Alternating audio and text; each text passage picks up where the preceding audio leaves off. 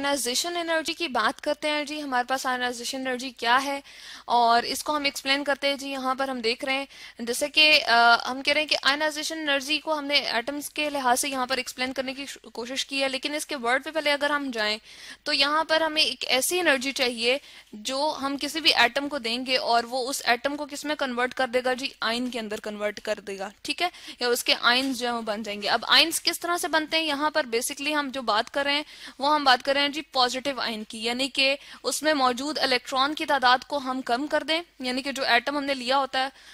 उसके अंदर जो मौजूद होते हैं हमारे पास इलेक्ट्रॉन, उसकी तादाद को कम कर दें और उसको किस में तब्दील कर दें जी, पॉजिटिव आयन के अंदर। जैसे कि यहाँ पर हम देख रहे हैं एक एटम है, ठीक है, और उसके हमने न्यूक्लियस को यहाँ पर दिखाया हुआ जी, ये एटॉमिक न्यूक्लियाई है, ठीक है, और ये जो है इलेक्ट्रॉन मूव कर रहे हैं जो ब्लू कलर के आपको नजर आ रहे हैं, इसके ऊपर जी नेगेटिव चार्ज होता है, ठीक है,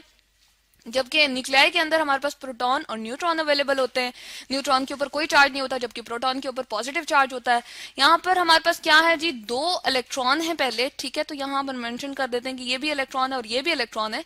दो इलेक्ट्रॉन थे पहले, ठीक है, उनके ऊपर नेगेटिव चार्ज होता है और वो बराबर थे किससे दी, दो प्रोटॉन से जो कि न्यूक्लियस में अवेलेबल थे और उन पे चार्ज क्या होता है, पॉजिटिव, ठीक है, तो यहाँ पर इक्वल थे। लेकिन जैसे ही हमने एनर्जी थी, ये वाली एनर्जी जो हम उसको प्रोवाइड कर रहे हैं, उसको एक कुव्वत दे रहे हैं और एक अमाउंट ऑफ एनर्जी हम उसको प्रोवाइड करते हैं। अब वो अमाउंट ऑफ एनर्जी जो है हमारे पास किस किस फॉर्म में हो सकती है, वो हीट भी हो सकती है, यानी कि हम उसको टेम्परेचर देना शुरू कर दें, वो लाइट की फॉर्म में भी हो सकती है, यानी कि हम उसको रोशनी में रख दें या उसको ढेर सारी रोशनी जो है वो दें, या फिर ऐसा भी हो सकता है कि हम उसको इलेक्ट्रिक करंट या इलेक्ट्रिसिटी जो है वो दे दें, ठीक है, तो यहाँ पर हम लिख सकते हैं इलेक्ट्रिसिटी, ठीक है, इलेक्ट्रिसिटी यहाँ पर हमने लिख दी। तो ये तीनों में, या इलेक्ट्रिक शॉक भी हम इसको दे सकते हैं, ठीक है। तो एनर्जी जैसे प्रोवाइड की, वो क्या करता है जी, एनर्जी जो है वो इस वाले इलेक्ट्रॉन को उसके अंदर से, एटम के अंदर से रिमूव कर देती है। अब क्या होता है, एज अ होल अगर हम देखें तो एक इलेक्ट्रॉन रह गया, ठीक है, और प्रोटॉन जो कि न्यूक्लियस में अवेलेबल है वो कितने हैं जी, दो प्रोटॉन जिन पे पॉजिटिव चार्ज है। तो यही वजह है कि प्रोटॉन की तादाद बढ़ चुकी है, इलेक्ट्रॉन की तादाद जो है वो कम हो चुकी है। इस वजह से ये किस में तब्दील हो गया जी, हम इसको कहते हैं ये हमारे पास पॉजिटिव आयन बन गया, ठीक है, इसी को कहते हैं आयनाइजेशन एनर्जी। इसको हम लिखते हैं जी पॉजिटिव आयन बन गया। अब हम ऐसा करते हैं कि कोई एग्जांपल ले लेते हैं, जैसे हम लिथियम की एग्जांपल ले लेते हैं। लिथियम का जो अगर हम एटॉमिक नंबर की बात करें तो वो 3 है जी। इसमें 3 प्रोटॉन न्यूक्लियस में अवेलेबल होते हैं जिनके ऊपर पॉजिटिव चार्ज होता है, और 3 इलेक्ट्रॉन जो है वो इसके शेल में मूव कर रहे होते हैं, और 3 ही इसके पास न्यूट्रॉन होते हैं जो कि न्यूक्लियस में प्रेजेंट होते हैं। अब क्या होगा जी, लिथियम के अंदर से हम क्या करते हैं, एक इलेक्ट्रॉन को रिमूव करते हैं। यहाँ पर मैं प्लस साइन के साथ यहाँ पर लिख दी हूँ जी, ये इलेक्ट्रॉन उसमें से जैसे ही हमने रिमूव किया तो लिथियम के ऊपर क्या चार्ज आ जाएगा जी, यहाँ पर +1, या पॉजिटिव, हम इसको पॉजिटिव भी लिख सकते हैं, ठीक है। तो ये हमारे पास पॉजिटिव चार्ज आ गया, और इसके साथ जो अमाउंट ऑफ एनर्जी हमें रिक्वायर थी जी, जो हमने इसको दी है, उसको हम डेल्टा H यूं करके रिप्रेजेंट करते हैं। डेल्टा का मतलब होता है जी चेंज, कितनी चेंज हमने उसकी एनर्जी में किया, या हमें कितनी एनर्जी उसको देनी पड़ी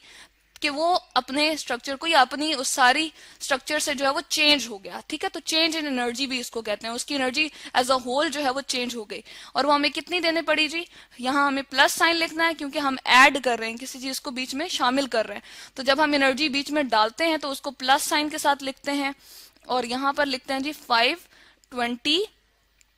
किलो जूल पर मोल। किलो जूल पर मोल जी, जिस तरह हम आटा या चीनी लेकर आते हैं तो हम मेजर करते हैं, हम कहते हैं ये 5 kg है या 10 kg, या घर में आटा या चीनी लेकर आते हैं। बिल्कुल इसी तरह से एनर्जी को जो मेजर करने का हमारे पास यूनिट होता है जी, वो क्या होता है हमारे पास, किलो जूल पर मोल। तो ये इसको जी हम डेल्टा H से रिप्रेजेंट करते हैं। तो यहाँ से हमें पता चल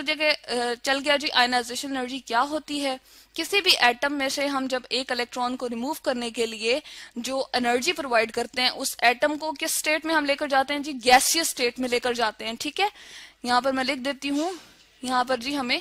गैसियस स्टेट उसकी रखनी है, जो कि जिसके अंदर हम कहते हैं कि मूवमेंट की एबिलिटी बहुत ज्यादा होती है। गैसियस स्टेट जो है उसकी काइनेटिक एनर्जी, जो हरकत की कुव्वत होती है, वो सबसे ज्यादा होती है, इसलिए उसके जो इलेक्ट्रॉन होते हैं उसको निकालना जो है वो बहुत ईजी होता है। इसलिए उसको गैसियस स्टेट में हम कन्वर्ट करते हैं और फिर उसको एनर्जी प्रोवाइड करते हैं, और उसके आखिरी वाले शेल में से, यानी कि जिसके अंदर इलेक्ट्रॉन लूजली बाउंड होता है, उस इलेक्ट्रॉन को रिमूव करते हैं। जितनी भी एनर्जी हमें ऐड करना पड़ती है, जिसको हम यहाँ पॉजिटिव साइन के साथ रिप्रेजेंट कर रहे हैं, डेल्टा H के साथ रिप्रेजेंट कर रहे हैं, उस एनर्जी को जी हम आयनाइजेशन एनर्जी कहते हैं।